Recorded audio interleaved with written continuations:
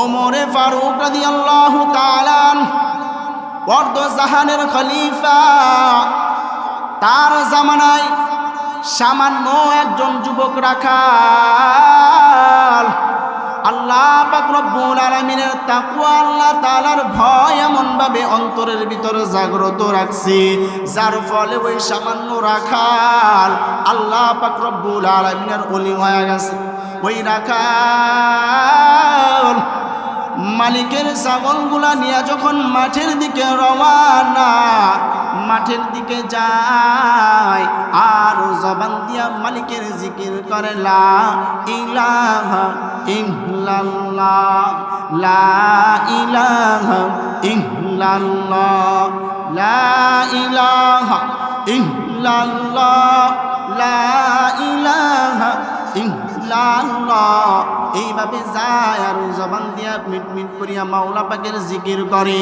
জিকির করতে করতে যখন ছাগলগুলা নিয়ে যখন মাঠের প্রান্তে যখন পৌঁছায়া গেল, মাঠের প্রান্তে যাওয়ার পর ওই রাখাল সমস্ত ছাগলগুলো মাঠে বিচরণ করলো। মাঠে বিচরণ করিয়া এইবার এক গাছের নিচে বসিয়া মাথাটা হেলান দিয়া মায়ার কণ্ঠ দিয়া আল্লাহ পাক রব্বুল আলামিনের কোরআন তেলাওয়াত শুরু করলো। ইয়াসিন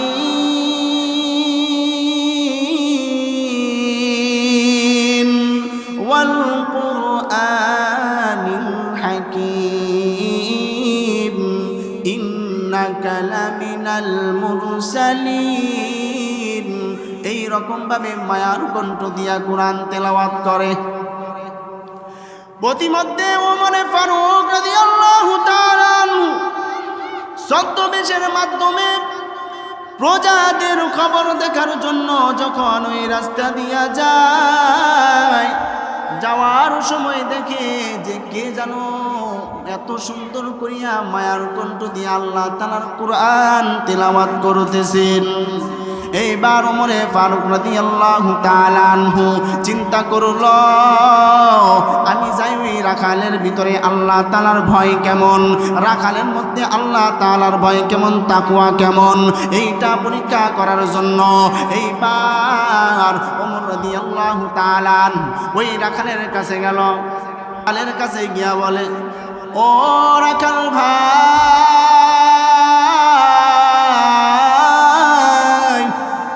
আমি একজন মুসাফির, অনেক দূর থেকে এসেছি, আমার অনেক তৃষ্ণা লেগেছে, আমাকে কোনো ছাগল থেকে একটু দুধ দহন করে দিবানি। এই কথা শোনার পর ওই রাখাল বলে, ও মুসাফির ভাই, আমি আপনাকে চিনি না, আপনিও মনে হয় আমাকে চিনেন না। আমি একজন সামান্য রাখাল, আমার মালিক শুধু আমাকে এই ছাগলগুলো দেখাশোনার দায়িত্ব দিছে, ছাগল থেকে দুধ দহনের দায়িত্ব আমাকে দেয় নাই। যদি আপনার প্রয়োজন হয় আপনি মালিকের কাছে চলে যান। এই কথা যখন বলল, বলার পর ওমর রাদিয়াল্লাহু তাআলা আবার ওই রাখালের তাকওয়া কেমন আরো পরীক্ষা করার জন্য বলল, এ রাখাল ভাই,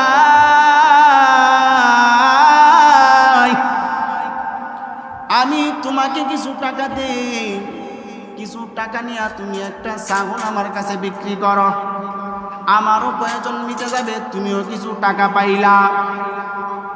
দুনিয়ার কেউ দেখবে না, তুমি আর আমি ছাড়া কেউ জানবে না। তোমার মালিক যদি জিজ্ঞাসা করে ছাগলের কথা, যখন তোমার মালিক জিজ্ঞাসা করবে তুমি বলবা জঙ্গলা থেকে কোনো বাঘ এসে ছাগলটাকে খেয়ে নিছে, এই কথা তুমি বলবা, তাহলে তুমি আর আমি ছাড়া কেউ জানলো না। এই কথা শোনার পর ওই রাখালের তাকওয়া কেমন, আল্লাহ তাআলার ভয় ওই রাখালের মধ্যে কেমন, রাখালটা বসা ছিল, বসা থেকে দাঁড়ায় গেল, দাঁড়াইয়া একটা ডাক দিয়া বলেন, এ মুসাফির ভাই, আপনি কি মুসলমান না? আপনি কি মুসলমান না? আপনি আল্লাহ তাআলার কোরআন কি পড়েন নাই?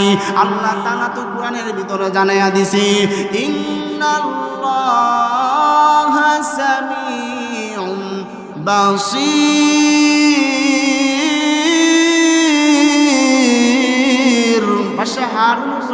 রশিদের জামানায় একজন পাগল ছিল, বাহলুল মাজনুন।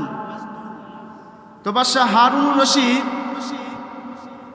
তার প্রাসাদের মধ্যে বসে আলোচনা করতেছিলেন। ঠিক সেই মুহূর্তে দেখলেন যে দূর থেকে দেখা যায় যে বাহলুল মাজনুন রাস্তা দিয়ে যাইতেছেন। তখন ওই বাদশাহ তার সিপাহীদেরকে বললেন যে যাও, ওই বাহলুলকে ধরে আনো আমার কাছে। তখন ওই সিপাহীরা রাজার দৌড়ায় গেল বাহলুলের কাছে, গিয়ে তাকে রাজার কাছে ধরে আনলেন।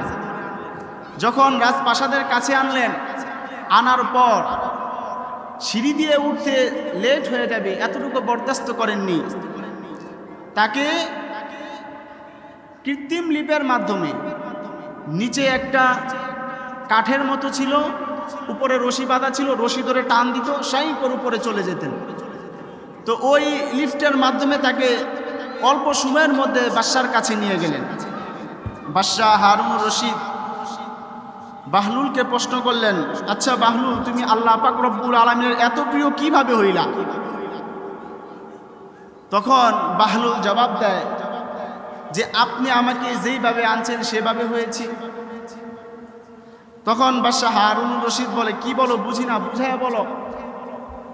তখন বলতেছেন, দেখেন বাদশা, যদি আমি আপনার কাছে আসতে চাইতাম, যদি আমি আপনার কাছে নিজ ইচ্ছায় আসতে চাইতাম, তাহলে কত খড় খুঁটো পুড়িয়ে আজ না কাল, কাল না পরশু কত কষ্ট করে আপনার সাথে দেখা করার জন্য সিরিয়াল দিতে হতো। কিন্তু যেহেতু দেখা করতে চাইছেন আপনি, এর জন্য আপনি আমাকে আপনার কাছে নিয়ে আসছেন, ওই সিঁড়ি দিয়ে উঠতে দেরি হয়ে যাবে এতটুকু বরদাস্ত করেননি, আপনি আমাকে এক লিফটের মাধ্যমে আপনার কাছে তুলে আনছেন। ঠিক এই রকমভাবেই আমি আল্লাহ তাআলার কাছে প্রিয় হয়ে গেছি। তো আল্লাহ তাআলা এক নামাজ পড়ার পর আরেক নামাজ পড়ার তৌফিক তাদেরকেই দেয় যাদেরকে আল্লাহ পাক রব্বুল আলামিন খুব ভালোবাসেন, মহাব্বত করেন। তো আজকে আমরা এই জায়গায় যারা আসছি, এই জান্নাতের বাগানের মধ্যে আল্লাহ তাআলা যাদেরকেই পছন্দ করেছেন, তারাই এই জান্নাতের বাগানের মধ্যে এসে কুরআন হাদিসের আলোচনা, উলামায়ে কেরামের দিকে তাকায়া তাকায়া শোনার তৌফিক আল্লাহ তাআলা তাদেরকেই দিয়েছেন, যাদেরকে আল্লাহ পাক রব্বুল আলামিন ভালোবাসেন। তো এই জন্য সেই রব্বে কারিমের দরবারে আবারও একবার শুকর আদান করি, আলহামদুলিল্লাহ। আমরা দুনিয়ার মানুষ, দুনিয়ার পিছে এতটাই পাগল হয়েছি যে দুনিয়া চিন্তা করতে করতে আখিরাতের চিন্তাটা আমাদের মাথা থেকে একেবারে উঠে গেছে। আমি জীবনে কি করলাম, কোত্থেকে আসলাম, কে পাঠাইলো, কি নিয়ে যাব এই দুনিয়া থেকে, কোথায় যাব? যদি কোনো বান্দা এরকম ভাবে চিন্তা করত, কিন্তু বান্দা তার চিন্তা হয়ে গেছে যে বান্দা তার ক্যারিয়ার নিয়ে চিন্তা করে, তার সম্মান নিয়ে চিন্তা করে, তার ক্ষমতা নিয়ে চিন্তা করে, বিভিন্ন রকম দুনিয়াবি যে বিষয়গুলো তার বিষয়ে সে চিন্তা করতেছে, ব্যয় করতেছে। কিন্তু যদি একবার আখিরাত নিয়ে চিন্তা করত যে আমার জীবনের কর্মের ফল জান্নাত না জাহান্নাম, এই চিন্তা যদি করত, মানুষ অস্থির হয়ে যাইত, তার গুনার কথা ভাবতে ভাবতে অস্থির হয়ে যাইত। রাসূলের চাচা আবু তালিবকে জাহান্নামের একদম সর্ব অল্প যে জাহান্নামের কষ্ট সেটা তাকে দেওয়া হবে, বলে জাহান্নামের বেড়ি তার পায়ের মধ্যে পরিয়ে দেওয়া হবে টাকনু পর্যন্ত।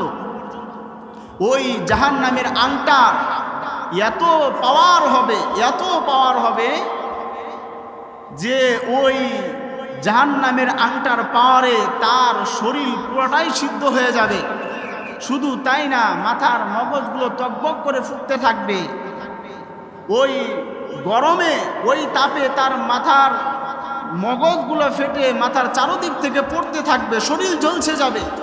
জিজ্ঞাসা করা হবে, আপনার কেমন অনুভূতি? তখন আবু তালেব বলবেন যে আমাকে মনে হয় জাহান্নামের সবচাইতে বড় আযাব আমাকে দিতেছে। আসলে কি বড় আযাব না অল্প? অল্প, একদম অল্প আযাব দিতেছেন। তো এই দুনিয়াটা কিছুই না, এই দুনিয়া থেকে আমরা সবাই চলে যাব।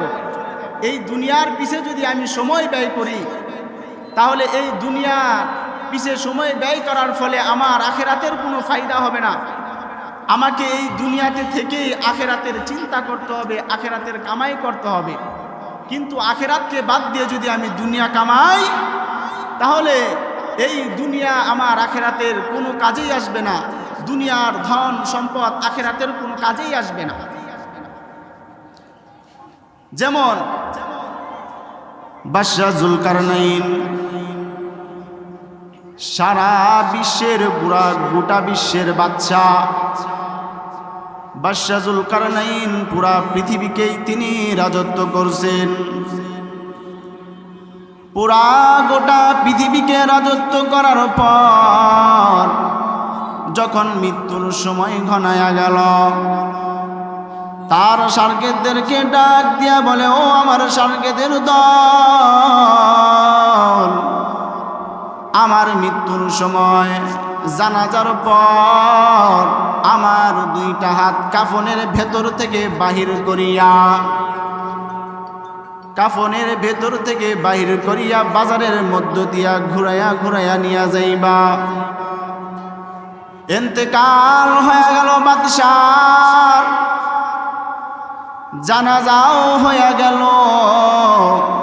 তার কথা মতো কাফনের ভেতর থেকে তার হাত দুইভাবে বের করিয়া বাজার দিয়া ঘুরাইয়া ঘুরাইয়া ঘুরাইয়া ঘুরাইয়া নিয়ে যায়। তখন দুনিয়ার মধ্যে দুনিয়াদাররা বলে, এ তাকাইয়া দেখ, বাদশাহ সেকেন্দার বাদশাহ জুলকারনাইন পুরা দুনিয়াকে শাসন করলো। দুনিয়াকে শাসন করার পর মরার পরেও কি যেন হাত বিছায়া চায়, হাতটা বিছায়া কি যেন চায়, কি যেন চায়। ঠিক সেই মুহূর্তে ইমানদাররা ডাক দিয়া বলেন, না না, বাদশাহ জুলকারনাইন এই সবক দেয় না, বরং বাদশাহ জুলকারনাইন এই সবক দুনিয়ার মানুষদেরকে শিখায়া যায়। এ দুনিয়ার মানুষ, দুনিয়ার মধ্যে পুরা গোটা দুনিয়ার বাদশাহ হওয়ার পর ওই বাদশাহ জুলকারনাইন যখন মৃত্যুর সময় হয়ে গেল, সারা পুরা দুনিয়াকে বাদশাহী করল। যখন মৃত্যুবরণ করল, মানুষদেরকে দুই হাত কাফনের ভেতর থেকে বের করে এই সবক শেখায় যে আমি দুনিয়ার পুরা দুনিয়ার বাচ্চা ছিলাম। দুনিয়ার বাচ্চা থাকার পর আমার এই বাচ্চাইর কোনো দাম নাই। আমি যখন মরে গেলাম, আমার সাথে কোনো কিছুই নাই, আমি শুধু খালি হাতে কবরে রওয়ানা। এর জন্য দুনিয়া আমাদের জন্য কিছুই না। দুনিয়ার মধ্যে যা করব সব থেকে যাবে, দুনিয়ার কেউ আপনার সাথে যাবে না। দুনিয়ার মধ্যে আপনি যত বড়ই হন না কেন, যতই বড় বড় অট্টালিকা বানান না কেন, দুনিয়ার মধ্যে আপনি যতই টাকা পয়সাওয়ালা হন না কেন, এই টাকা পয়সা এই অট্টালিকা আপনার সাথে যাবে না। দুনিয়া থেকে যখন আপনি বিদায় হয়ে যাইবেন, বিদায় হওয়ার সময় দেখবেন আপনার স্ত্রী আপনার সাথে যাবে না, আপনার সন্তান আপনার সাথে যাবে না, আপনার টাকা পয়সা আপনার সাথে যাবে না। শুধু তিনটা কাপড় নিয়ে আপনি কবরের দিকে রওনা হয়ে যাবেন। এর জন্য দুনিয়ার কোনো কিছু স্থায়ী না। দুনিয়াতে তাকিয়া ওই আখিরাতের চিন্তা করতে হবে, দুনিয়াতে থাইকা ওই আখিরাতের কামাই করতে হবে, তাকওয়ালা জিন্দেগি অবলম্বন করতে হবে। আল্লাহ পাক রব্বুল আলামিন বলেন, ইয়া আইয়ুহাল্লাযীনা আমানুত্তাকুল্লাহ,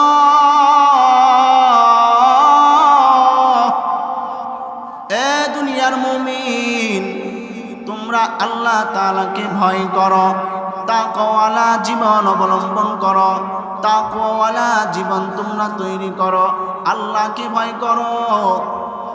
وقولوا قولا سديدا আল্লাহ তাআলা বলেন বান্দা আমি তোমার এই জবান দিলাম, এই জবান দিয়া যা বলবা সত্য সঠিক কথা বলবা।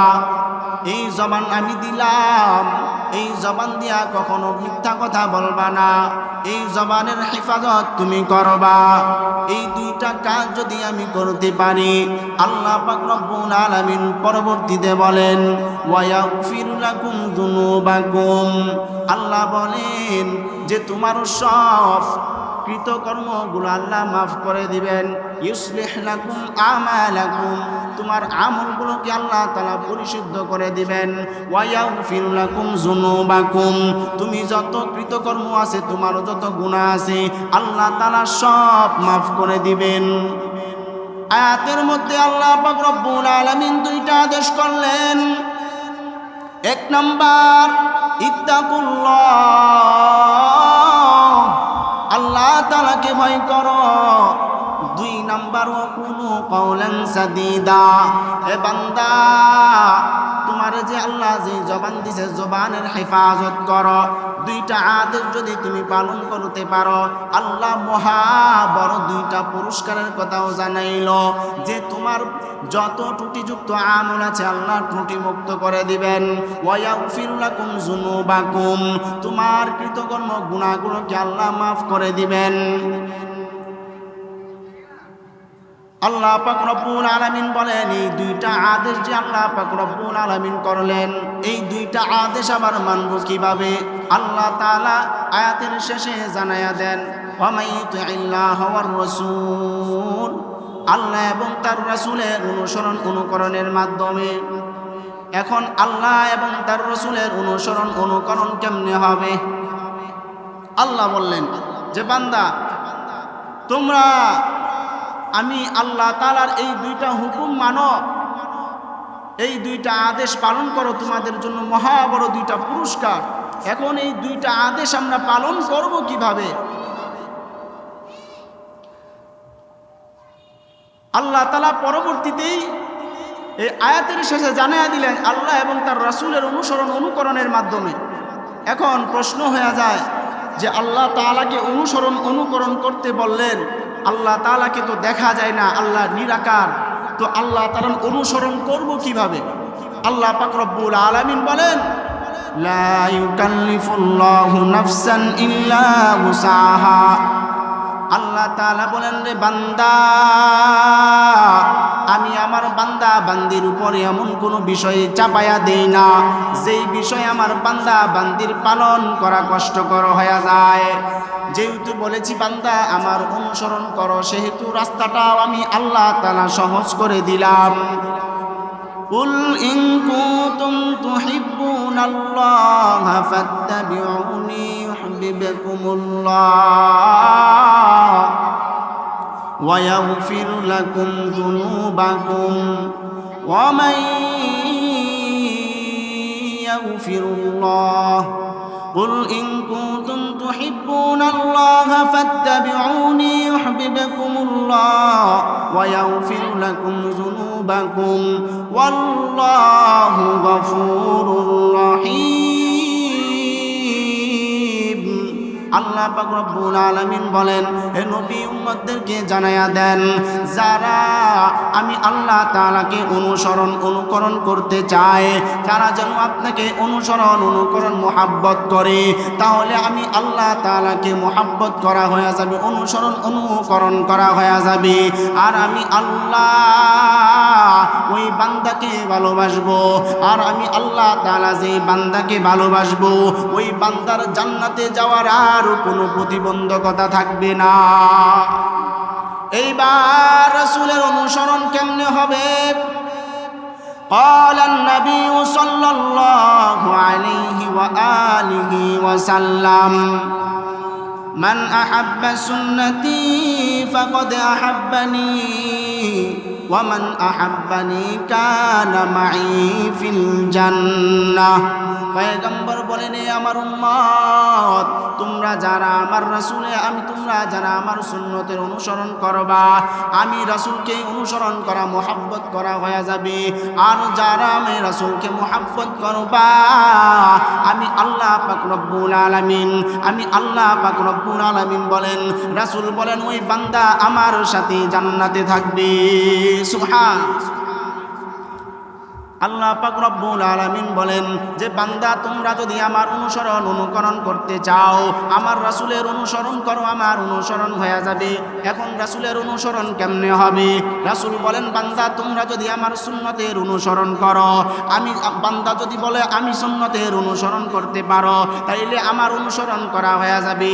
আর আমার অনুসরণ করা যার হয়ে যাবে, ওই বান্দা আমার সাথে জান্নাতের মধ্যে থাকবে। রাসূল করিম সাল্লাল্লাহু আলাইহি ওয়াসাল্লাম বলেন, বান্দা তোমরা যদি এই দুইটা জিনিস করতে পারো, তাহলে তোমাদের কি লাভ হবে জানো? তোমাদের কি লাভ হবে জানো? বলেন, তোমরা যদি আমি রাসূলের সুন্নতকে আঁকড়ে ধরতে পারো, তোমাদের ঈমানকে কেউ কখনো বিনষ্ট করতে পারবে না। তারাকতু ফীকুম আমরাইন লান তাদিল্লু তামাসসাকতুম বিহিমা কিতাবাল্লাহি ওয়া সুন্নাতা রাসূলি। পয়গম্বর বলে, বান্দা তোমরা যারা আল্লাহ তাআলার কোরআন এবং আমি রাসূলের সুন্নতকে আঁকড়ে ধরবা, জানিয়া নাও তোমাদের ঈমানকে কেউ কখনো বিনষ্ট করতে পারবে না। আল্লাহ পাক রব্বুল আলামিন বললেন, এক নম্বরে বললেন, ইয়া আইয়ুহাল্লাযীনা আমানুত্তাকুল্লাহ,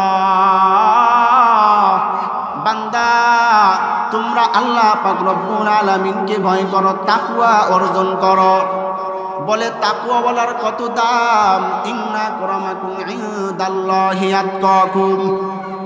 আল্লাহ বলেন, রে বান্দা, যে বান্দা বান্দির মধ্যে তাকওয়া থাকবে, ওই বান্দা আর বান্দি আমি আল্লাহ তাআলার কাছে সবচাইতে বেশি দামি।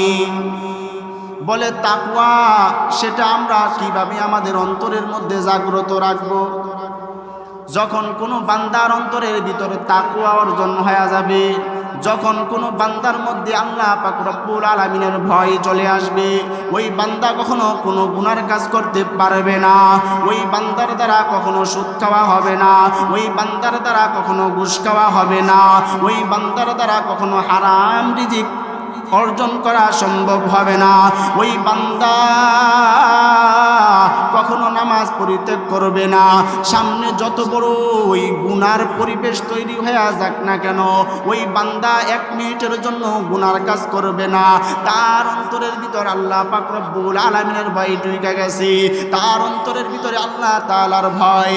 যদি আমি এই গুনার কাজটা করি, তাহলে আমি আল্লাহ তাআলার কাছে কি জবাব দেব? যদিও দুনিয়ার মানুষ না দেখে, তাহলে আমার আল্লাহ তো দেখতেছেন, আমি আমার মাওলার কাছে কি জবাব দেব? ওমরে ফারুক রাদিয়াল্লাহু তাআলা অর্ধ জাহানের খলিফা, তার জামানায় সামান্য একজন যুবক রাখাল আল্লাহ পাক রব্বুল আলামিনের তাকওয়া, আল্লাহ তাআলার ভয় এমন ভাবে অন্তরের ভিতরে জাগ্রত রাখছে, যার ফলে ওই সামান্য রাখাল আল্লাহ পাক রব্বুল আলামিনের ওলি হয়ে গেছে। ওই রাখাল মালিকের ছাগলগুলা নিয়ে যখন মাঠের দিকে রওনা, মাঠের দিকে যায় আর জবান দিয়া মালিকের জিকির করে, লা ইলাহা ইল্লাল্লাহ, লা ইলাহা ইল্লাল্লাহ, লা ইলাহা ইল্লাল্লাহ, লা ইলাহা ইল্লাল্লাহ। আল্লাহ আল্লাহ এইভাবে যায় আর ওই জবান দিয়া মিট মিট করিয়া মাওলা পাকের জিকির করে। জিকির করতে করতে যখন ছাগলগুলা নিয়া যখন মাঠের প্রান্তে যখন পৌঁছায়া গেল, মাঠের প্রান্তে যাওয়ার পর ওই রাখাল সমস্ত ছাগলগুলো মাঠে বিচরণ করলো। মাঠে বিচরণ করিয়া এইবার এক গাছের নিচে বসিয়া মাথাটা হেলান দিয়া মায়ার কণ্ঠ দিয়া আল্লাহ পাক রব্বুল আলামিনের কোরআন তেলাওয়াত শুরু করলো। ইয়াসিন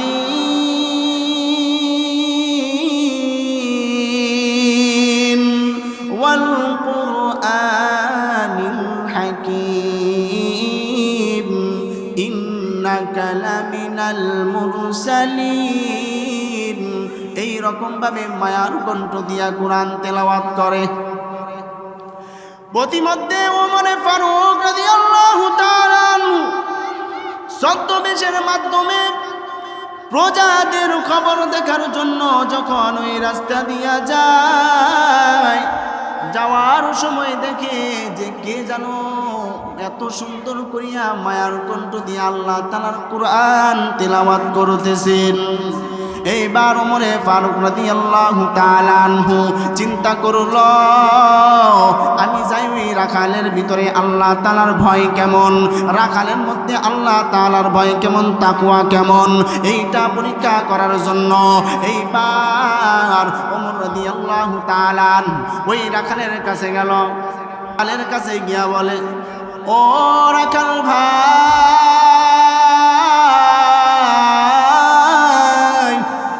আমি একজন মুসাফির, অনেক দূর থেকে এসেছি, আমার অনেক তৃষ্ণা লেগেছে, আমাকে কোনো ছাগল থেকে একটু দুধ দহন করে দিবানি। এই কথা শোনার পর ওই রাখাল বলে, ও মুসাফির ভাই, আমি আপনাকে চিনি না, আপনিও মনে হয় আমাকে চিনেন না। আমি একজন সামান্য রাখাল, আমার মালিক শুধু আমাকে এই ছাগলগুলো দেখাশোনার দায়িত্ব দিছে, ছাগল থেকে দুধ দহনের দায়িত্ব আমাকে দেয় নাই। যদি আপনার প্রয়োজন হয় আপনি মালিকের কাছে চলে যান। এই কথা যখন বললো, বলার পর ওমর রাদিয়াল্লাহু তাআলা আবার ওই রাখালের তাকওয়া কেমন আরো পরীক্ষা করার জন্য বলল, এ রাখাল ভাই,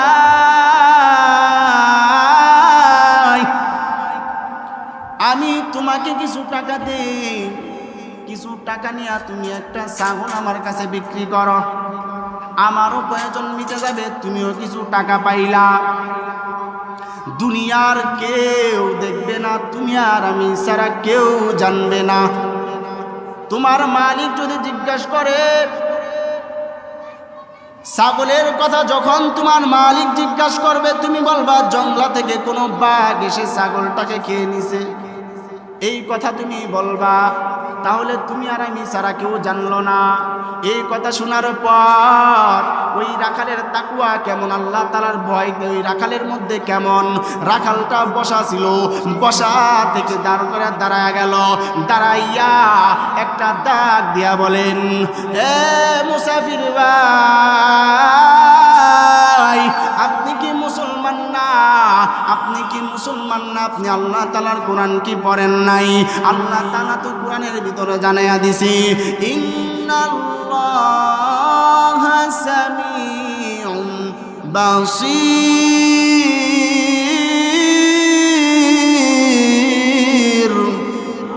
আল্লাহ পাক রব্বুল আলামিন বলেন, এ বান্দা, তোমরা যেই জায়গায় থাকো না কেন তোমাদের সব খবর আমি রাখি।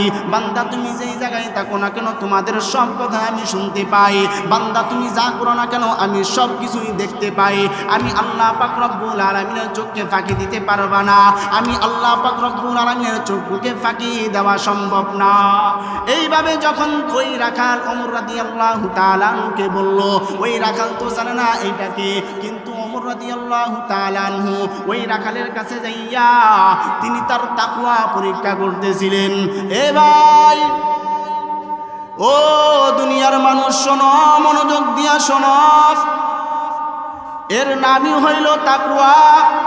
তুমি যেই জায়গায় থাকো না কেন সর্বদাই এই ধারণা করবা আমার আল্লাহ তাআলা আমার সাথে আছেন, আমার আল্লাহ আমাকে দেখতেছেন, আমার আল্লাহ তাআলা আমাকে দেখেন। বান্দা তুমি যেই জায়গায় একজন থাকবা মনে মনে এই ধারণা করবা না যে আমি একজন, না বান্দা না, তুমি মনে ভিতরে এই ধারণা নিয়ে আসবা যে আমার সাথে আমার আল্লাহ আছে, আমরা দুইজন। বান্দা যখন তোমরা দুইজন যখন হাঁটবা মনে মনে ভাববা না যে আমরা দুইজন, বান্দা না না না না এই ধারণা করবা না, মনে মনে ভাববা, মনে মনে এই ধারণা করবা যে আমার মাওলা আমারে দেখতেছেন, আমার মাওলা আমারে দেখতেছেন, আমার মাওলা আমার সাথে আছেন, আমার আল্লাহ আমার সাথে আছেন। এই ধারণা যখন তোমার অন্তরের মধ্যে থাকবে ওই বান্দা আর কখনো গুনার কাজ করতে পারে না, ওই বান্দা কখনো গুনার কাজ করতে পারবে না, ওই বান্দার দ্বারা কখনো গুনার কাজ হওয়া সম্ভব না।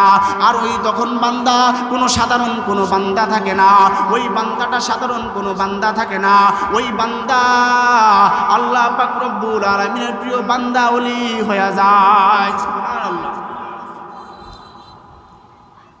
তো এই হলো আমাদের অন্তরকে সর্বদাই এই অবস্থাতেই রাখতে হবে। আমাদের অন্তরে সর্বদাই আল্লাহ তাআলার ভয়, আল্লাহ তাআলার ভয় আমাদের অন্তরে জাগ্রত রাখতে হবে। যখন এই কোনো গুনাহের পরিবেশ হয়ে যাবে আমরা ভাববো না আমি যদিও এখানে কেউ নাই কিন্তু আমার আল্লাহ তাআলা তো দেখতেছেন, আমার আল্লাহ আমার সাথে তো আছেন, আমি আমার আল্লাহর কাছে, আমি আল্লাহ তাআলার কাছে কি জবাব দেব? ওয়া আম্মা মান খাফা মাকামা রাব্বিহি ওয়া নাহান নাফসা আনিল হাওয়া ফাইন্নাল জান্নাতা হিয়াল মাওয়া। এ বান্দা তুমি যদি আল্লাহ পাক রব্বুল আলামিনের সামনে উঠাকে ভয় করো আর তোমার নফস যা করবে তার বিপরীত করো, নফস বলবে গুনাহ করার জন্য তুমি গুনাহ করবা না, নফস বলবে তুমি গুনার দিকে আগাও, গুনাহ করবা না, নফস তোমারে বলবে এই খারাপ কাজে তুমি লিপ্ত হও, তুমি নফসের বিরোধিতা করবা, ওই নফসের কুবিবৃত্তিকে অনুসরণ করবা না, নফসের কথা তুমি যদি না মানো, নফস যা বলবে মন যা বলবে তার বিপরীত যদি করো, আল্লাহ পাক রব্বুল আলামিন জানায়া দেয় ফা ইন্নাল জান্নাতা হিয়াল মাওয়া। আল্লাহ পাক রব্বুল আলামিন বলেন ওই বান্দা যখন দুনিয়া থেকে বিদায় হয়ে যাবে আল্লাহ তাআলা তার মৃত্যুর সাথে সাথে জান্নাত দিয়ে দিবেন। সুবহানাল্লাহ।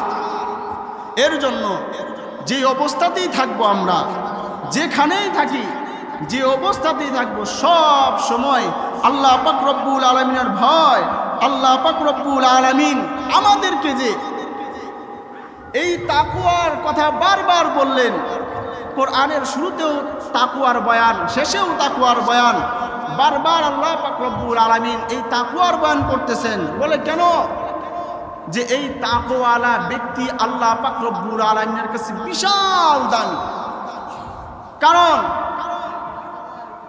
এই পৃথিবীতে আল্লাহ পাক রব্বুল আলামিন মানুষ বানাইছেন নাকি মানুষ এমনিতেই হয়ে গেছে? সকলে কথা বলেন, মানুষ কি এমনিতেই হয়েছে না কেউ একজন বানাইছেন? যেমন আমাদের হাতে যে ফোন আমরা ব্যবহার করি, মোবাইল, এটা কি এমনি হয়ে গেছে না কেউ একজন বানাইছেন? কেউ একজন বানাইছেন। তো এই বানানোর পিছনে উদ্দেশ্য আছে না নাই? আছে। সে উদ্দেশ্যটা কি? দূর আলাপনি করবে, এক জায়গা থেকে খবর অপর জায়গার খবর নিবে, এটাই হলো ফোনকে বানানোর উদ্দেশ্য, ঠিক কিনা? তো আমরা মানুষ, আমরা কি এমনি হয়ে গেলাম না কেউ একজন আমাদের বানাইছেন? অবশ্যই আমাদেরকে একজন বানাইছেন। তিনি কে? জুড়ে চিল্লায়া বলেন, আরো জোরে বলেন, তিনি কে? তিনি একমাত্র, আর কেউ না। সে কে? আল্লাহ। তিনি আমাদের বানাইছেন। তো আমাদের যে বানাইলেন, বানানোর পিছনে উদ্দেশ্য কি? আল্লাহ পাক রব্বুল আলামিন বলেন ওয়ামা খালাকাতুল জিন্না ওয়াল ইনসা ইল্লা লিয়াবুদুন। আল্লাহ বলেন এ বান্দারে আমি তোদেরকে বানাইলাম আমার ইবাদত করার জন্য। কার ইবাদত? আরো জোরে বলেন, কার ইবাদত? আরো জোরে বলেন কার ইবাদত? আল্লাহ বলেন যে আমি তো বানাইলাম আমার ইবাদতের জন্য, কিন্তু বান্দারা আল্লাহ তাআলার ইবাদত তো দূরের কথা, সর্বক্ষণ গুনার কাজে লিপ্ত। এর জন্য গুনাহ করার আগে ভাববেন যে আমার মাওলাই আমারে বানাইছে কি জন্য? আমার মাওলা বানাইছে আমার ইবাদতের জন্য, কিন্তু আল্লাহর ইবাদত না করে আমি সর্বদাই গুনার কাজে লিপ্ত, আমি সর্বক্ষণ গুনাহ করতেছি। তো এই গুনাহের জন্য আমাকে নিশ্চয়ই আল্লাহ তাআলার দরবারে দাঁড়াইতে হবে। আর যখন আল্লাহ তাআলার দরবারে দাঁড়াবো, তখন এই গুনাহ যখন আমার সামনে প্রকাশ করে দিবেন, তখন আমাদের অবস্থা কি হবে? শুরুতেই বলেছিলাম, রাসূলের চাচা আবু তালেবকে জাহান্নামের একদম যেই অল্প যে আযাব সেটা দেওয়া হবে। সেটা কি? যে আগুনের আংটা তার টাকনু পর্যন্ত পরাইয়া দেওয়া হবে। কিন্তু ওই টাকনু পর্যন্ত যখন আগুনের আংটাটা পরাইয়া দিবেন, আগুনের আংটা পরাইয়া দেওয়ার সাথে সাথে তার পুরা শরীর সিদ্ধ হয়ে যাবে। মাথার মগজগুলো, ভাতের যখন আমরা ভাত পাক করি, পাক করার সময় ওই ভাত যেই রকমভাবে টকবক করে, ঠিক সেই রকমভাবে মাথার মগজগুলো টকবক করতে থাকবে। তার মাথা চারা ফেটে মগজগুলো চারদিক দিয়ে বিয়ে বিয়ে পড়তে থাকবে। তার শরীরের গোশত মাংসগুলো ঝরঝর করে পড়তে থাকবে। তখন তাকে জিজ্ঞেস করা হবে আপনার অনুভূতি কি? তখন বলবে যে আমাকে জাহান্নামের সবচাইতে কঠিন আযাব দেওয়া হইতেছে। তাহলে বলেন, তাকে কি জাহান্নামের কঠিন আযাব দিচ্ছেন নাকি একদম অল্প আযাব? একদম সবচেয়ে কম যে আযাবটা সেটা দিতেছেন।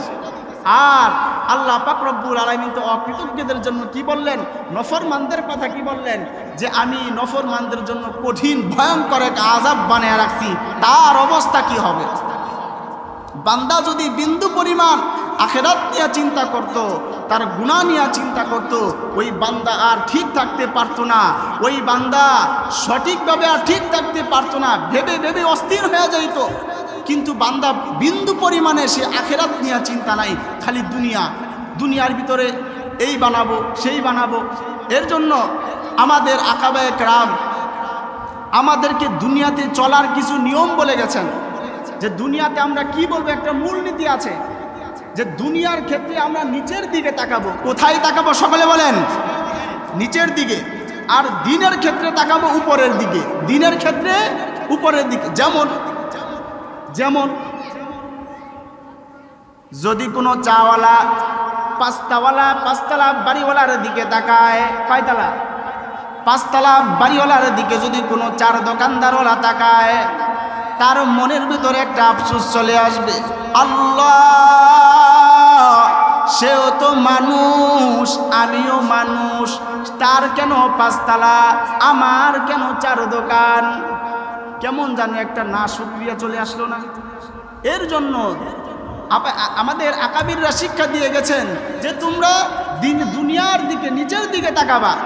একজন চাওয়ালা যদি একজন দিন মজুরের দিকে তাকায়, দিন মজুর সকাল থেকে যখন কাজ করে, সারাদিন কাজ করে, সন্ধ্যা পর্যন্ত কাজ আর কাজ, কাজ আর কাজ, কাজ আর কাজ, সন্ধ্যা পর্যন্ত কাজ করে আবার মালিকের কথা শুনতে হয়, কত রকমের কথা। কিন্তু চার দোকান তো স্বাধীন, কারো কোনো কথা শুনতে হয় না। এই অবস্থা যখন ওই দিন মজুরের দিকে তাকাইব, তাকানোর পর যখন তার এই অবস্থাগুলা দেখব, দেখার পর কিন্তু ওই বান্দা ওই চার দোকানের অন্তরের ভিতরে একটা শুকরিয়া চলে আসবে, আল্লাহ তাআলা এই দিন মজুর থেকে আমারে খুব ভালো রাখছে, খুব ভালো রাখছে, অনেক ভালো রাখছে, আলহামদুলিল্লাহ বলবে। আর দুনিয়ার ক্ষেত্রে আমরা কি করব? উপরের দিকে তাকাবো। দুনিয়ার ক্ষেত্রে আমরা নিচে তাকাইলে কি অবস্থা হবে? আপনি 5 ওয়াক্ত নামাজ পড়েন, আর একজন ব্যক্তি 3 ওয়াক্ত নামাজ পড়ে। যদি আমি ওই ব্যক্তির দিকে তাকাই, তাহলে আমার 3 ওয়াক্তই নষ্ট হয়ে যাবে। জুড়ে বলেন ঠিক কিনা?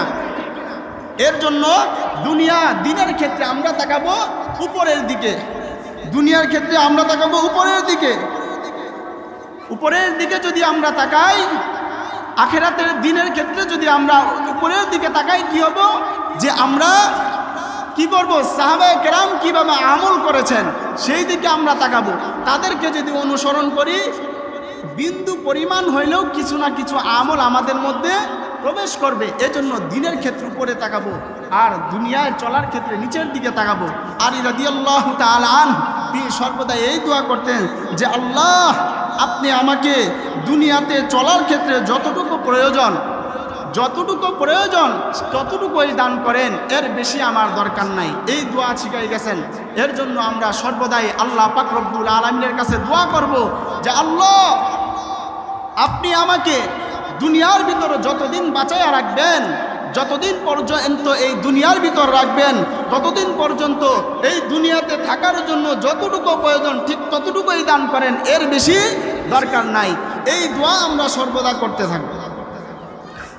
ওয়াজ মনে আসেনি? আল্লাহ তাআলা আয়াতের ভিতরে কয়টা আদেশ করেছিলেন? 2টা আদেশ করেছিলেন। 1 নম্বর তাকওয়া অর্জন করো, 2 নম্বর আল্লাহ যে জবানটা দিয়েছেন, এই জবান যে আল্লাহ পাক রব্বুল আলামিন দিলেন, এই জবানের হেফাজতের কথা বললেন। কি? ওয়াকুলু কাওলান সাদীদা, ওয়াকুলু কাওলান সাদীদা। এ বান্দা, আমি আল্লাহ তাআলা তোমার যেই জবান দিলাম, এই জবানের তুমি হেফাজত করবা। এই জবান দিয়া কাউকে গালি দিবা না, এই জবান দিয়া কখনো কারো গীবত করবা না, এই জবান দিয়া কখনো গুনার কাজে লিপ্ত হইবা না, এই জবান দিয়া কখনো মিথ্যা সাক্ষী দিবা না। এই জবানের হেফাজত যদি আমি করতে পারি, পয়গম্বর বলেন ক্বালান নাবিয়্যু সাল্লাল্লাহু আলাইহি ওয়া আলিহি ওয়া সাল্লাম মাইয়াজমান লিমা বাইনাল লাহইহি ওয়া মা বাইনা রিজলাইহি আযমান লাহুল জান্নাহ। পয়গম্বর জানায়া দেয়, আমার উম্মতের দল শোনো, তোমরা যদি এই জবানের হেফাজত করতে পারো, তোমরা যদি এই জবানের হেফাজত করতে পারো, আমি পয়গম্বর জানাইয়া দিলাম, ওই বান্দারে, ওই উম্মতরে আমি জান্নাতে যাওয়ার জিম্মা নিয়ে নেব। কত সুন্দর, আজীব বয়ান। কি বললেন? যে বান্দা, এই জবানের এমন এক জবান, এটা এমন এক অংশ, যে অংশের যদি আমি হেফাজত করতে পারি, জিম্মাদার হতে পারি, এই জবান দিয়ে যেন কখনো গুনার কাজ না হয়ে যায়। এই জবানের হেফাজত করতে পারলে রাসূল বলেন যে তোমাকে জান্নাতে যাওয়ার জিম্মা আমি রাসূল নিয়ে নিব। কত আজীব এক বয়ান। এর জন্য আল্লাহ পাক রব্বুল আলামিন শুরুতেই, আয়াতের শুরুতে 2টা আদেশ করলেন। 1 নম্বর আদেশের নাম ইত্তাকুল্লাহ, ভয় করব কাকে? আরো জোরে বলেন, ভয় করব কাকে? আল্লাহকে ভয় করব। আর এই জবানটা যে দিয়েছেন, এই জবান যদি আমরা হেফাজত করতে পারি, আল্লাহ তাআলা আমাদেরকে এর বিনিময়ে কি দিবেন? জান্নাত দিয়ে দিবেন। এখন আমরা কে কে জান্নাতে যেতে চাই? হাত তুলে দেখাই। আল্লাহ আমাদের সকলকে কবুল করেন, সকলে বলেন আমিন। আল্লাহ জান্নাতে যাওয়ার যত আমল আছে আমাদের জন্য সহজ করে দেন, সকলে বলেন আমিন। আল্লাহ জাহান্নামে যাওয়ার যত আমাল আছে আল্লাহ আমাদের জন্য কঠিন করে দেন, সকলে বলেন আমিন। এর জন্য আমরা কি করব? সর্বদাই যে অবস্থাতেই থাকবো, অন্তরে জাগ্রত রাখবো, আমার সাথে আছেন কে? আল্লাহ। গুনার কাজ করার আগে ভাববো আমাকে দেখতেছেন কে? যখন এই ধারণা রাখবো, ওই বান্দার দ্বারা আর গুনার কাজ হবে না, তখন ওই বান্দাটা সাধারণ বান্দা থাকবে না, সে আল্লাহর ওলিতে পরিণত হয়ে যাবে। সুবহানাল্লাহ। শুধু তাই না, যখন ওই বান্দার মৃত্যুর সময় ঘনায় আসবে, ওই তাকওয়াওয়ালা জীবন অবলম্বন করার পর যখন মৃত্যুর সময় ঘনায় আসবে, তখন আল্লাহ পাক রব্বুল আলামিন ফেরেশতাদেরকে পাঠিয়ে দিবেন ফুলের তোড়া নিয়ে। ওই তাকওয়াওয়ালা জীবনদার, ওই যে তাকওয়া নিয়ে যে জীবন যাপন করতেছিল, মৃত্যুর সময় হয়ে গেল, তখন ফেরেশতারা গিয়া বলবেন, ইয়া আইয়াতুহান নাফসুল মুতমাইন্না কানাত ফিল জাসাদিত তাইয়্যিব, ইয়া আইয়াতুহান নাফসুল মুতমাইন্না কানাত ফিল জাসাদিত তাইয়্যিব উখরুজ ইলা রূহিন ওয়া রাইহান ওয়া রাব্বি গায়রি গাব্বান। এই রকম ভাবে ওই তাকওয়াওয়ালা জীবন অবলম্বনকারীর কাছে যাইয়া এই রকম ভাবে কবিতা আবৃত্তি করবে, আর বলবে, চলে আসেন, চলে আসেন, আল্লাহ তাআলা আপনার প্রতি খুশি হয়ে গেছে, এখন আর আপনার কোনো ভয় নাই, আল্লাহ তাআলা আপনাকে জান্নাতে আপনার জন্য বিশাল নিয়ামত বানাইছে। এই কথা বইলা যখন ওই জান্নাতের মধ্যে, জান্নাতের পুরা নিয়ামতগুলা যখন ওই বান্দাকে দেখাইব, ওই বান্দা আর 1 মিনিটও ওই শরীরের মধ্যে থাকবে না, সাথে সাথে ওই রূহ বের হয়ে যাবে। সুবহানাল্লাহ। এই হইল তাকওয়াওয়ালা জীবন যাপন করনেওয়ালাদের পুরস্কার। আল্লাহ তাআলা এত কিছু দান করবেন, কিন্তু আমরা সেগুলো তো করি না, আরো গুনার কাজে লিপ্ত হয়ে যাই। সর্ব অবস্থায় গুনার কাজ, সর্ব অবস্থায় গুনার কাজ। আমরা যদি বিন্দু পরিমাণ একটু বিপদে পড়ি, আল্লাহ তো বলে দিছে, ওয়ালা নাবলুওয়ান্নাকুম বিশাইইম মিনাল খাউফি ওয়াল জুই ওয়া নাকসিম মিনাল আমওয়ালি ওয়াল আনফুসি ওয়াথ থামারাত। আল্লাহ তাআলা তো পরীক্ষা নেবেন। কি কি পরীক্ষা নেবেন? দুনিয়ার ক্ষেত্রে, পরীক্ষার ক্ষেত্রে প্রশ্ন ফাঁস করে। আমরা যখন পরীক্ষার হলে যাই, পরীক্ষার হলে যাওয়ার পর প্রশ্ন কি বইলা দেয়? যাওয়ার আগে বলে? কিন্তু না, আল্লাহ পাক রব্বুল আলামিন পরীক্ষা তো নিবেন, সেটা হল দুনিয়া, কিন্তু কি পরীক্ষা নিবেন সেটাও বলে দিচ্ছেন। সুবহানাল্লাহ। দুনিয়ার মধ্যে প্রশ্ন ফাঁস। তো এই আল্লাহ তাআলা পরীক্ষা নিবেন।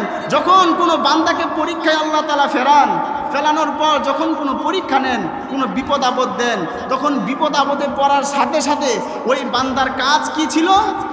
যে আল্লাহ তাআলাকে ভয় করবে, গুনার কাজ পরিত্যাগ করে নামাজ পড়বে, রোজা রাখবে, আর আল্লাহ তাআলার কাছে সাহায্য চাবে।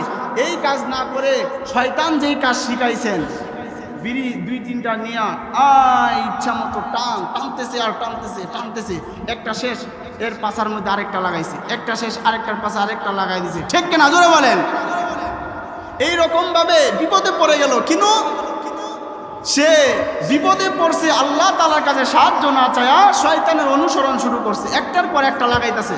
সিগারেট যদি জিজ্ঞাসা করা হয়, ভাই আপনি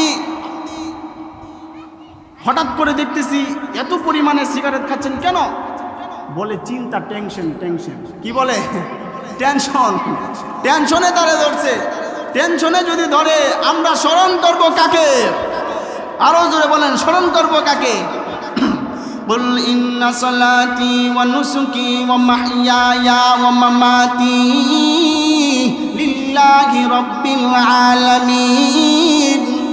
আল্লাহ বলেন যে বান্দা, তোর নামাজ, আমার রোজা, আমার ইবাদত, আমার ঘুম, আমার বেঁচে থাকা, আমার মরে যাওয়া একমাত্র কারো জন্যে। আরো জোরে বলেন, সব কিছু হবে কারো জন্যে। কিন্তু ওই বান্দা যখন পেরেশানে পড়ে গেল, আল্লাহ পরীক্ষা নিতেছেন তার গুনাহ কৃতকর্মের কারণে, তখন সে আরো বেশি গুনার কাজে লিপ্ত হয়। যদি ওই গুনার কাজে লিপ্ত হয়, আল্লাহ তাআলা তাকে কি সাহায্য করবেন না তার জন্য ধ্বংস অবধারিত? ওই ব্যক্তি ধ্বংস হয়ে যাবে, এক মিনিটও থাকতে পারবে না, ধ্বংস অবধারিত হয়ে যাবে। আর কিন্তু আমরা কি দেখি যে ধ্বংস তো শয়তানের শিখাই দিছে। আল্লাহ বললেন যে বান্দা তুমি বিপদে পড়বা, আমাকে ডাকো, আমি সেটাকে কি করে দিব? সুন্দর করে তোমার সামনে সলভ করে তোমার সামনে সে উপস্থাপনা করব, তোমার আর চিন্তা থাকবে না। কিন্তু সে কি করে? শয়তানের অনুসরণ করতে থাকে, শয়তান যে কাজ শিখাইছে সেই কাজ করতে থাকে। এর জন্য যখন আমরা বিপদে পড়ে যাব, ডাকবো কাকে? আরো জোরে বলেন, ডাকবো কাকে? আল্লাহ পাক রব্বুল আলামিনকে ডাকতে থাকবো। যখনই বিপদ চলে আসবে, যা কিছু প্রয়োজন হবে আগে জানাবো কার কাছে? আল্লাহ তাআলার কাছে। যদি আমরা এইভাবে আল্লাহ পাক রব্বুল আলামিনের কাছে চাইতে থাকি, আল্লাহ তাআলার কাছে এইভাবে যদি আমরা চাইতে থাকি, তখন আল্লাহ পাক রব্বুল আলামিন নিশ্চয়ই ওই বান্দার জন্য আল্লাহ তাআলা সব কিছু প্রস্তুত করে দিবেন। কিন্তু সেটা কিভাবে? সেটা একমাত্র হবে সিজদার মাধ্যমে। কিসের মাধ্যমে? আরো জোরে বলেন, কিসের মাধ্যমে? সিজদা এটা এমন এক ইবাদত, সিজদা এটা এমন এক ইবাদত, যেই ইবাদত আল্লাহ তাআলার কাছে অধিক প্রিয়। বলেন সুবহানাল্লাহ। কোনো বান্দা যদি সিজদায় পড়ে যখন কোনো কিছু চাবে, খালেস দিওতে, আল্লাহ বলেন ওই বান্দাকে আমি আর ফিরাইয়া দিতে পারি না, যা চাই আমি আল্লাহ তাই দিয়ে দিই। সুবহানাল্লাহ। এর জন্য শয়তানকে সিজদা দিতে বলছিলেন, শয়তান সিজদা করেছিল? করে নাই। কিন্তু আমরা যারা সিজদা করি না, শয়তানও সিজদা করলো না, তাহলে আমরা কার মতো হয়ে গেলাম? সকলে বলেন, শয়তানের মতো হয়ে গেলাম। আমাদের সাদৃশ্য তার মতো হয়ে গেল। নামাজ পড়তে চাই না, ঠিক মতন রোজা করতে চাই না, আল্লাহর ইবাদত অন্তরের মধ্যে ভালো লাগে না। এর কারণ শুধু একটাই, যে শয়তান আমাদেরকে কন্ট্রোল করে। কে কন্ট্রোল করে? শয়তান আমাদেরকে কন্ট্রোল করতেছেন। এর জন্য আমরা সর্বদাই, সব সময়, সব অবস্থাতেই আল্লাহর ইবাদত করতে প্রস্তুত আছি না নয়? আরো জোরে বলেন, সব সময় আল্লাহর ইবাদত করতে প্রস্তুত আছি না নয়? আল্লাহ পাক রব্বুল আলামিন বলেন যে বান্দা, এই দুনিয়ার মধ্যে যে পাঠাইলাম, এই দুনিয়াটা হবে তোমাদের জন্য কেমন, যে একটা জেলখানার মতো। কিসের মতো? জুড়ে বলেন। রাসূল করিম সাল্লাল্লাহু আলাইহি ওয়াসাল্লাম বললেন, দুনিয়ার মধ্যে কে জান্নাতি হবে আর কে জাহান্নামী হবে তার একটা আলামত বলে গেছে। খুব খেয়াল, দুনিয়ার মধ্যে কে জান্নাতি হবে আর কে জাহান্নামী হবে এর একটা আলামত বলে গেছেন। সেটা কি? আর দুনিয়া সিজনুল মুমিন ওয়া জান্নাতুল কাফির। দুনিয়াটা হইব মুমিন মুসলমানের জন্য জেলখানা, আর কাফের বেঈমানদের জন্য দুনিয়াটা হবে জান্নাত। কি বললাম? দুনিয়াটা মুমিনদের জন্য জেলখানা, আর কাফের বেঈমানদের জন্য বলে জান্নাত, বালাখানা, জান্নাত।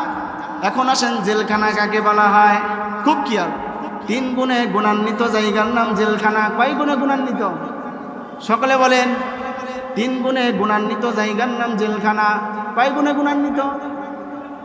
1 নাম্বার, যেই জায়গায় মানুষ যাইতে চায় না, যদি কেউ যায় থাকতে চায় না, যদি কেউ যাই ফেলে ইচ্ছা অনুযায়ী মন অনুযায়ী কাজ করতে পারে না। কয় গুণ? 3 গুণে জায়গার নাম কি খানা? জেলখানা। 1 নাম্বার, এমন জায়গা যে জায়গায় যাইতে চায় না। জেলখানা যাইতে চান? কেউ চাই জেলখানা যাইতে? বলেন, জেলখানা আমরা কেউ যাইতে চাই? কেউ চায় যে জেলখানা যাব? 1। 2 নাম্বার, যদি কেউ সেখানে যায় থাকতে চায় না, জেলে চলেই গেল, বাড়ি বিক্রি করো, ঘর বিক্রি করো, জমি বিক্রি করো, গরু ছাগল যা আছে বিক্রি করো, কেস চালাও, আমাকে বের করো। ঠিক না? জোরে বলেন। ঠিক। 2 নাম্বার কি? যদি কেউ সেখানে চলেই যায়, ইচ্ছা অনুযায়ী কাজ করতে পারে না, তার মন অনুযায়ী জেলখানা যাওয়ার পর আপনার মনে চাবে আমার স্ত্রীকে দেখবো, দেখতে পারবেন। আপনার বাচ্চাদেরকে দেখতে মনে চাইতেছে, দেখতে পারবেন। কারণ কি? জেলারের আইন নাই, জেলখানার কি নাই? আইন নাই। আপনার মন যখন যা বলবে পারবেন না। জেলখানার যেই নিয়ম, ওই নিয়ম অনুযায়ী আপনাকে চলতে হবে। ঠিক না? জুড়ে বলেন।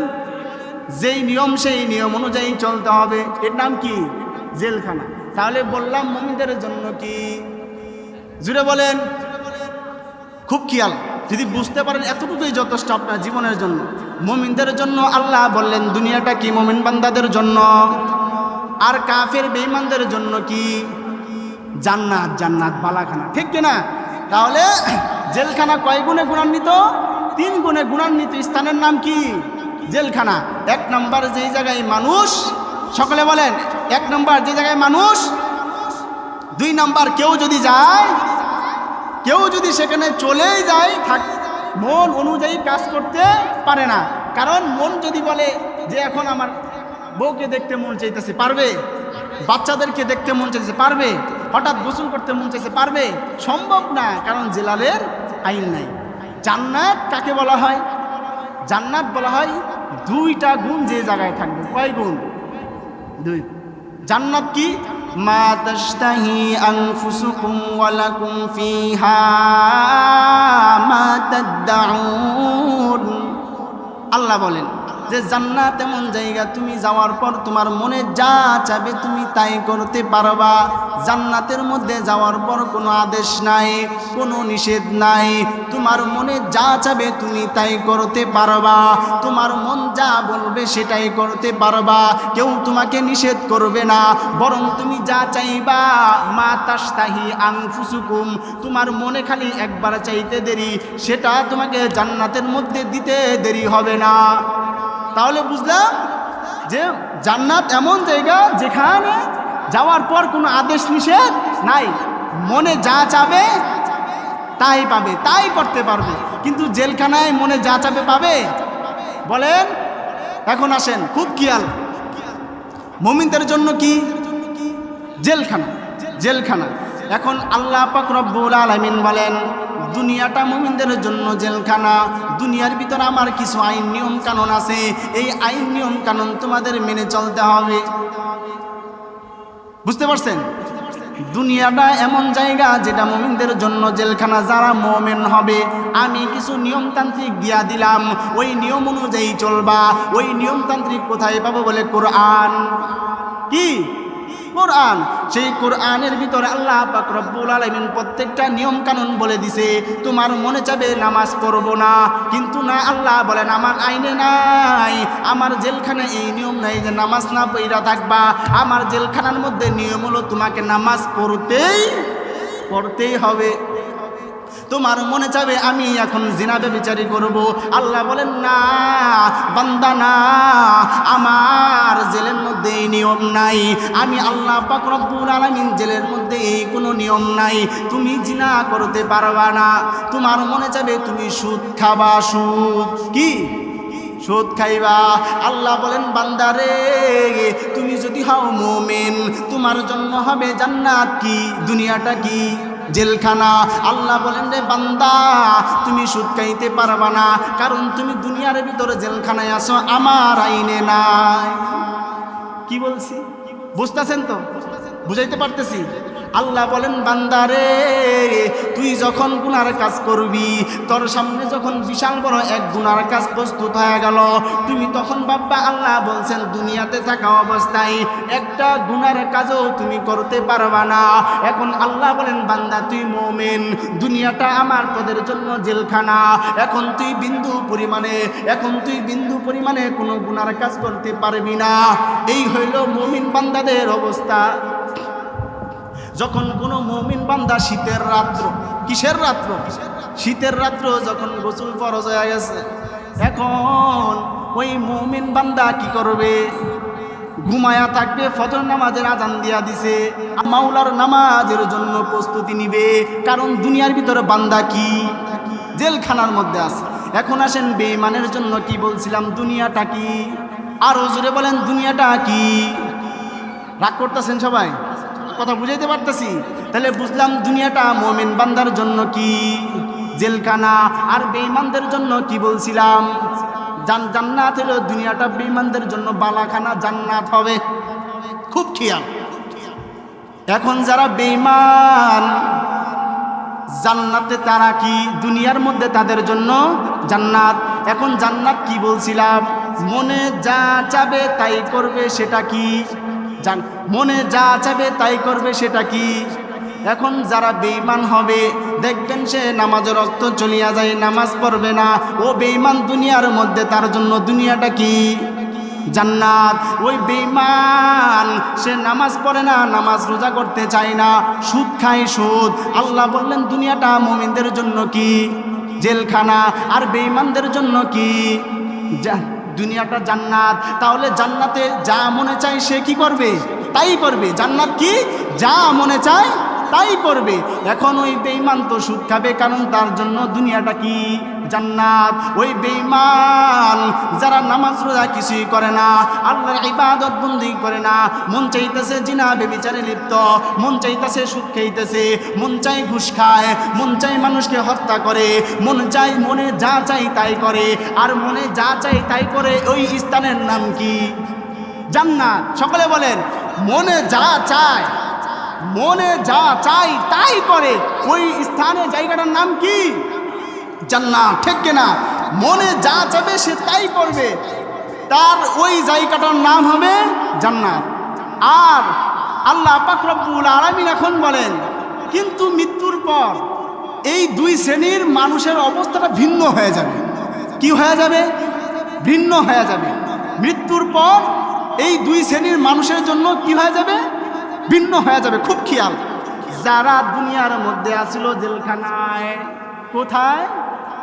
দুনিয়ার মধ্যে যারা আসিল জেলখানায়, ওয়া আম্মা মান খাফা মাকামা রাব্বিহি ওয়া নাহান নাফসা আনিল হাওয়া, যারা দুনিয়ার মধ্যে আসিল জেলখানায়, নফস যা বলছে তার বিপরীত করছে, আল্লাহ বলেন মৃত্যুর পর তারা যাবে জান্নাতে। সুবহানাল্লাহ। তা দুনিয়ার মধ্যে যারা জেলখানার মতো বসবাস করলো, তারা মৃত্যুর পর কোথায় যাবে? সকলে বলেন কোথায়? জেলখানার মতো যদি জীবন যাপন করে, সে মৃত্যুর পর কোথায় যাবে? জান্নাতে। আর যারা দুনিয়ার ভিতরে জান্নাতের মতো কাটাইলো, নামাজ পড়ে না, রোজা করে না, হজ দেয় না, যাকাতও করে না, খালি গুনাহ আর গুনাহ, গুনাহ আর গুনাহ, সর্বক্ষণ নিজের দাপটের গুনাহ, ক্ষমতার বাহাদুরি, সর্ব অবস্থায় খালি গুনাহ আর গুনাহ, মনে যা চাই তাই করে, তার জন্য দুনিয়াটা কি জান্নাত। আর এই ব্যক্তিটা যখন দুনিয়া থেকে বিদায় নিবে, ওই ব্যক্তিটা দুনিয়া থেকে বিদায় নেওয়ার সাথে সাথে তার কবরটা হয়ে যাবে জাহান্নাম। কি বুঝলাম? দুনিয়াটা যারা মোমেন হবে তাদের জন্য কি হবে? জেলখানা। তারা জেলখানায় থাকিয়া যেই কাজটা করবে, যে কাজগুলো করবে, মৃত্যুর পর তারা কোথায় যাবে? জান্নাতে। আর যারা দুনিয়ার মধ্যে জান্নাতের মতো কাটাইবে, মন যা চাই তাই করবে, তারা মৃত্যুর পর যাবে কোথায়? জাহান্নামে চলে যাবে। এর জন্য খুব খেয়াল। এখন নিজেকে নিজে প্রশ্ন করে দেখুন যে আমি কি করি? আমি কি দুনিয়ার ভিতরে জান্নাতীদের মতো আছি, নাকি আমি দুনিয়ার মধ্যে মোমেন বান্দাদের মতো আছি? আমরা কে কতটুকু আল্লাহ পাক রব্বুল আলামিনের হুকুম পালন করতেছি, কে কতটুকু আল্লাহ তাআলাকে ভালোবাসতেছি? যখন এই দেখেন আজ এত সুন্দর এক জান্নাতের পরিবেশ তৈরি করা হয়েছে, কয়জন মানুষ আসতে পারছে? আল্লাহ বলেন, আমি যেই বান্দাকে মুহাব্বত করি, যেই বান্দার জন্য আমি জান্নাতে ঘর বানাইছি, যেই বান্দার জন্য আমি জান্নাতের নিয়ামতগুলো তৈরি করছি, ওই বান্দাদেরকেই আমি আমার কুরআন হাদিসের আলোচনা শোনাই, জান্নাতের বাগানে আনি, এবং তারা মৃত্যুবরণ করার সাথে সাথে আমি আল্লাহ তাআলা জান্নাত দিয়ে দিই। সুবহান। আর এই যে আমরা যে কয়জন এই জায়গায় আছি, আল্লাহ তাআলা বলেন যে যখন এই বান্দাগুলা যাবে, বের হয়ে যাবে, সবার আমল নামায় পাহাড় পরিমাণ নেক হয়ে যাবে। সুবহানাল্লাহ। কিতাবের ভিতর আসছে যে এই বান্দাগুলা কুরআন হাদিসের মজলিসের মধ্যে বসে, ওই বান্দার প্রতিটা শ্বাসে প্রশ্বাসে নেকি হইতে থাকে। সুবহানাল্লাহ। আর কি? নাজালাত আলাইহিমুর রহমা ওয়া গাশিয়াতহুমুর রহমা। আল্লাহ পাক রব্বুল আলামিন বলেন যে বান্দা, তোমরা যখন আমি আল্লাহ পাক রব্বুল আলামিনকে মুহাব্বত করবা, আমি আল্লাহ পাক রব্বুল আলামিনের যখন যেই জায়গায় কোরআন হাদিসের আলোচনা হবে সেই জায়গায় তোমরা যাবা। আর এটাই হবে ইমানদারদের এক নাম্বার গুণ। ইন্নামাল মুমিনুনা আল্লাযীনা ইযা যুকিরাল্লাহু ওয়াজিলাত কুলুবুহুম। আল্লাহ পাক রব্বুল আলামিন বলেন যে কোনো বান্দা যখন কোরআন হাদিসের আলোচনা শুনে, তখন কোনো আল্লাহ পাক রব্বুল আলামিনের যখন জিকির শুনে, কোরআন হাদিসের আলোচনা হয়, তখন ওই বান্দার ভিতরে একটা জালজালা শুরু হয়ে যায়। হায় হায়, অমুক জায়গায় তো আমার মাওলার কোরআন তেলাওয়াত করতে হইতেছে, অমুক জায়গায় তো আমার মাওলার কোরআন পড়া হইতেছে, কোরআন হাদিসের আলোচনা হইতেছে। দৌড়ায়া দৌড়ে আইসা সেই জায়গায় বসে কোরআন হাদিসের আলোচনা শুনে যেই বিষয়টা সে জানে না, ওই বিষয়টা আমল করার চেষ্টা করে। যেমন কারো ভিতরে দাড়ি নাই, কেউ দাড়ি রাখে না, এখন শুনলো যে আল্লাহ বলছেন বান্দা তোমার দাড়ি রাখতে হবে, দাড়ি রাখা রাসূলের সুন্নাহ। এখন যখন এই কথাটা শুনলো, শোনার পর মনের ভিতর পাক্কা নিয়ত করলো যে আমিও এখন থেকে দাড়ি রাখবো।